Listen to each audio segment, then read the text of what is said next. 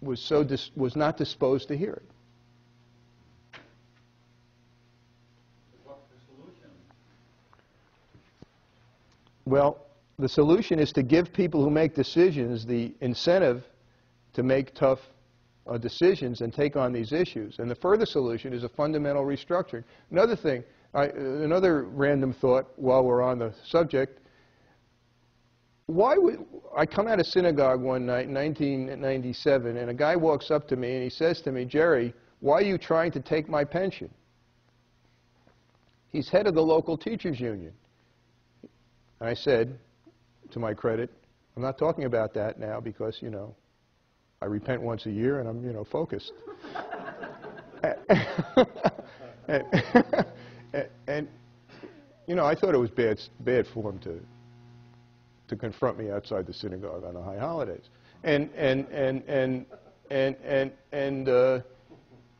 The fact was that the teachers union had told him that if we had a constitutional convention, his pension would be at risk because there's a constitutional guarantee of his pension. That in 8 states there's a constitutional guarantee, New York among them. Now, we also have the point that I made about contracts earlier, you know, a national constitutional protection of contracts. We need to change the fundamental practices and rules, but we can't get at that if the entrenched interests control our access to the change points. So it's a kind of what I call a catch-22 of constitutional change in the states. That's why we haven't had a state constitutional convention in the United States for almost 30 years, whereas they were common in the previous several decades. Last question. We've reached the 8:30 point, so you'll be. Yeah, a quick one. You just touched upon what I wanted to say. Where I live, I think about 70% of our property tax is the school tax, and therefore, most of what you've been talking about, it seems to me, did not involve the school system. And if you really want to really affect property tax in a significant way, it seems to me, you've got to make some changes in how the schools are funded, if they're the bulk of the tax. Well, and actually things are better in New England than in New York, where there's non-coterminality between boundaries. You know, it makes it much harder to find common ground.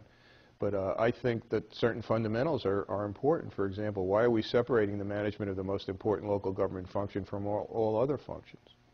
Why are they managed separately? That is, education is the most important function. We manage it separately from all other functions. Why is that? There are historic reasons for that, but I think those reasons are specious. You know, and essentially we've set up an entire and massive tens of billions of dollars operation in my state that's controlled by people who control access to the organizational structure. They don't want anybody into that structure. They don't want different views about managing that system for delivery. A second, the entire infrastructure, the state education department, which, by the way, in New York is almost entirely paid for by federal money now, the school boards, the association of principals, the association of teachers, the union of teachers. It's a whole self-interested and separate system that controls access and decision making, and therefore the kind of oversight, results-oriented management that I'd like to see is hard to achieve. Not impossible, but harder to achieve. Second, we have to examine some of the shibboleths. You know, what are the key variables to produce outcomes in education? You know, my deputy's on the school board in New Paltz, and she's wonderfully smart, and I don't want to make any negative. I don't want any negative implication, but she, you know, oh, we're going to have to raise class size. You know, we haven't got the money. I said, fine, raise class size. Let's see what happens. She says, but those kids can't be educated again. I said, I don't know. I think that class size might not be the key variable. It might be teacher training, competence, and experience is the key variable. It might be school-based management is the key variable. You know, there's a lot of debate in what the key variable is. But I think that the entrenched interests have a stake in a status quo that's fundamentally costly because the people in it are costly, and they're protecting the interests of those people. I will terminate the formal part of the program. Thank you, Professor Benjamin, for being here. And, unless you have to hurry off, you can hang around and chat with people. No, I got to drive home. Gotta drive home.